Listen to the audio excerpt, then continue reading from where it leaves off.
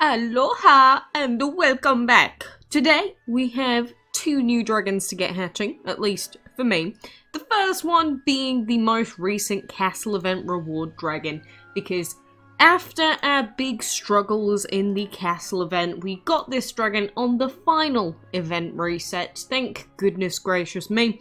This is of course the Imperial Egg Dragon, who has a very detailed egg actually. I'm not used to that amount of detail on there, but Mr. Imperial Egg is part of the Chrono Nezha collection, which is the main reason most people want to get their hands on him, and I don't really want to pop him in a legendary habitat, so we're going to pop him over here.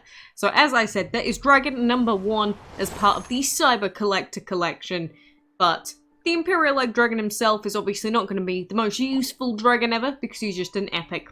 But Imperial Egg Dragons were prized by the tyrants when they ruled Dragolandia, and many kept these ornate beasts as pets. Apparently, the dragons appreciate their freedom, as they are only too willing to fight. Ah, so they're like the sort of dragons that monarchs would have, I guess. It makes sense with its design and everything, because, you know, that's what the dragon is. But very cute dragon, very cute. He's kind of derpy looking in his adult form, so we will take a look at that immediately.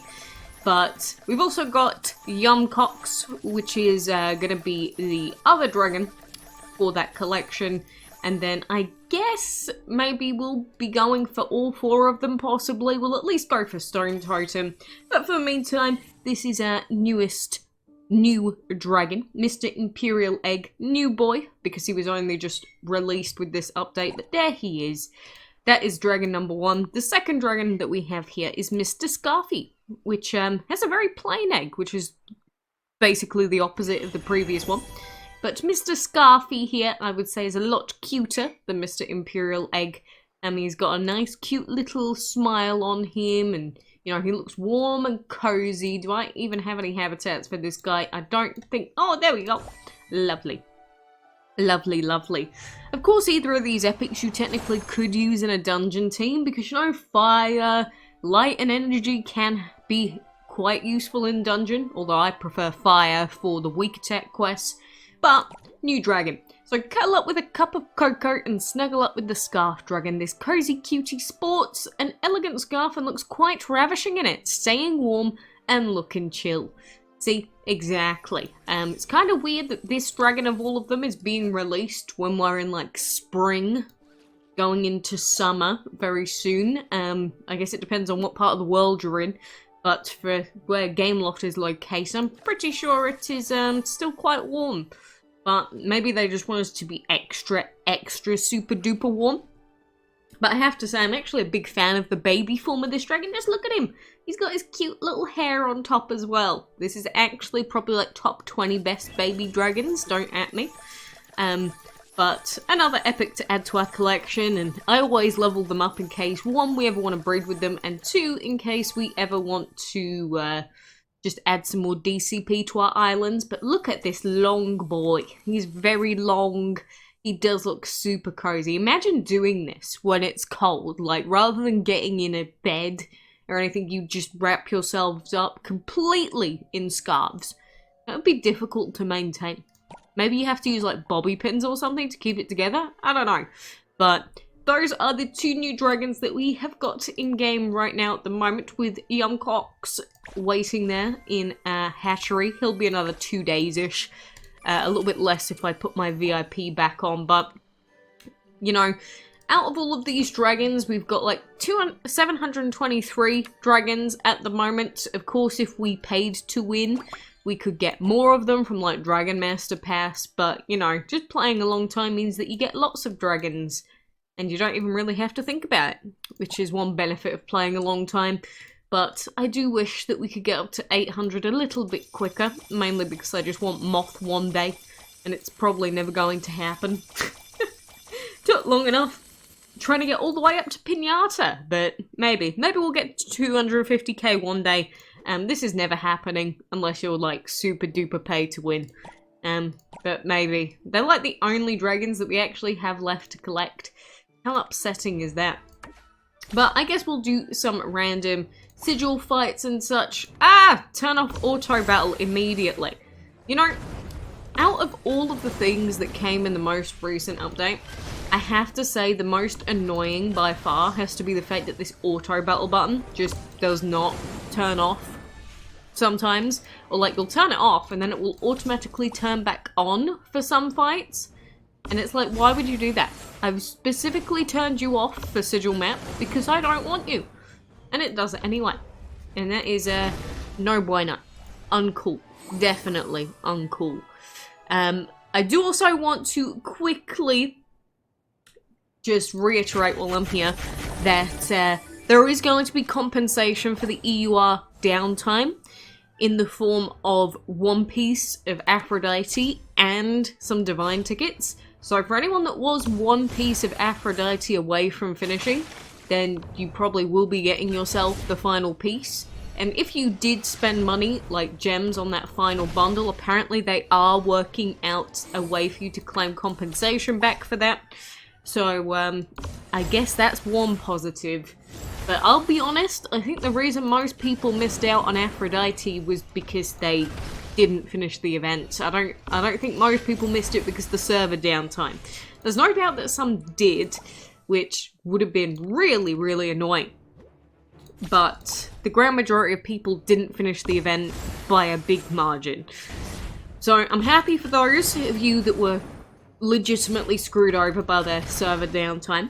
But for those of everyone else who just failed the event because, you know, you have a life, maybe, or maybe you don't have tons of dragons on your main team with different elements to use, yeah, it doesn't really help you.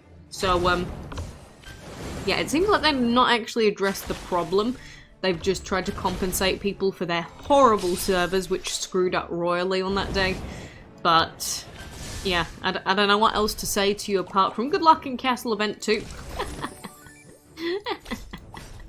I'm only saying it because, you know, usually my luck in this game is not fantastic. Again, I've still never gotten a full drop Ancient or Divine. Most castle events, the last one was obviously quite bad, having to open up every chest as the last one to get the key, but generally in castle events, my luck is usually quite poor in those anyway. So usually my luck is pretty bad, so if we go by that, even if it's not the worst luck possible, I still don't feel too positive going into castle event number 2. And Castle Event number 2 actually has the really, really cool Stone Totem Dragon that we need for that collection, so I'm gonna be really peeved Steve if they do not make it doable. So I hope for Gameloft's sake that they do. Like, I'm not asking for a lot, I'm just asking for Stone Totem, that's it, that's it. Just an epic, an epic that looks kind of cool, that's all I want. Whether we get Chrono Nezzer or not, I don't care, but him, I definitely do care about. So, yeah, if they don't give him to me, I will be a very unhappy bunny. But in the meantime, of course, we've been doing our dungeon grinding, which I haven't been taking it too seriously because it is indeed the burnout week, which means that usually you're going to get destroyed by the energy dragons, unless you just have a really either lucky run, or if you have a very, very specific kind of team. But otherwise, usually you're just going to get destroyed by one of those burnout dragons, because sometimes you'll get a run where there's only like one burnout dragon the whole time. Another run you might get 7 burnout dragons in a row. So that's why every single time an energy dragon comes up, you gotta check if they've got burnout or not. And even then, sometimes you might have no choice but to, you know, take the 50-50, or the next one might spawn in also with burnout. It's like, what do you do then? Nothing. You just die. That's it. You don't do anything. You just die. Isn't that cute? Like, we checked him, we know that the middle guy's got burnout, so we know we've got to target him next. But then our middle dragons are going to get taken out anyway. What does this middle dragon have? It has Power of Thunder. So now we can at least power up for a turn in preparation for the next burnout, but it's just constant worry. It's just constant heartache and worry. Like, every single dragon that comes, is this the end? It could be the end. Is it the end? Probably the end. And when you're trying to manage your time between these burnout dragons, you're not getting the quests done, which is also very annoying. So, yeah, it's a complicated mess in the dungeon during these burnout weeks. And even then, stun's not exactly your favourite, because stun can still get you killed, definitely. Stun is definitely not your friend, even if it's less bad than, you know, burnout. It's still not good. So, yeah, this is the constant struggle of trying to manage these dungeon weeks. So, yeah, I hope you got a nice team. The only thing that can really help with this sometimes is wind. But then again, wind is not the best to have in general, and it's not going to help you a lot of the times versus, you know, a dragon that suddenly pops in that has burnout. So, keep all of it in mind when you're doing the dungeon this week. If you've had a particularly poor dungeon week this week, the reason is because it's burnout week. Like, I had a few people like, OMG, what did I do wrong? Why do I feel like I've done so much worse this week in the dungeon? It's like, yeah, you probably have. It's because of the burnout dragons. I don't think newer players, especially to dungeon, really understand just how much of a difference dungeon, I guess, rotations can make. Because the difference between this dungeon week and fire dungeon week is absolutely huge.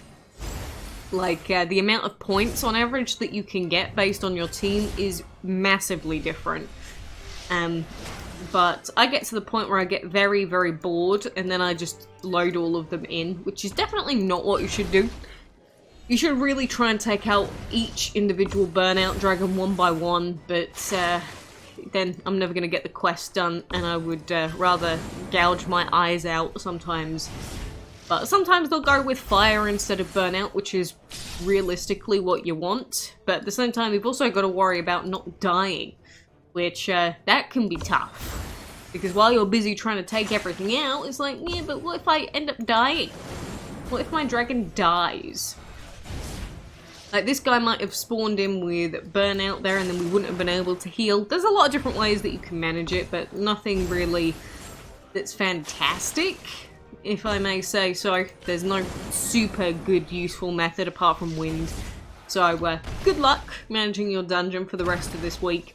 I guess for right now... Oh, look at that. All power of thunder. That's what you want to see on every dragon. Oh, it's beautiful. But then if we go and do a 3-attack quest, like defeat 3 dragons with 1 blow, for example, if we went and did that straight away, which... it's not going to hit 3 anyway. I took the chance and it did not pay off, Cotton. No! Now I'm probably going to die to this guy. It's just constant fear. Nothing instills more fear in me than Burnout Week. Out of everything in DML that could be scary, could be challenging, nothing instills more fear than this week. Absolutely nothing. So that is my little tidbit to any of you newer players, newer, I guess, dungeoners, because there's a lot of you this time that have come in. But this is our chilled out round where I guess we will just see how long we can go for now. Another burnout, which means another kill. What about the next 2? Let's go for RNGesus. Who's got... anyone got energy? Anyone got energy over here? Maybe not. Maybe not. No, it definitely does. See, as soon as you don't check which one has burnout, that's it. It's over. The first time you don't check it, it's over. Burnout, burnout, burnout. That's why you don't ever use 3 attacks at once. See how many power of thunders we had, and it immediately goes into 3 burnouts? You know, I expected that to happen, but still. Feels bad, man. But we'll open a chest quick, and then I'll be skadoodling for now. See, that's what happens when you get lazy, and you just don't want to sit there doing more dungeon. At least that's what I do. You shouldn't do that. You see I'm saying this so that you can do what I say, not what I do. I mean, at the same time, it doesn't really matter too much to me because I'm not super worried about, you know, grinding for a particular dragon, but to those of you that are super desperate for a new divine, you know, you gotta sit with it, stick with it, do all the boring quests for like 7 million years. That's how you get any value out of this game. Just grind, and when you hate the dungeon grinding, you go and grind some more. Isn't it beautiful? Isn't it lovely? I think it is. But anyway, I guess we will continue with our thunderstrucking and our dungeoning and our more dragon collecting for now.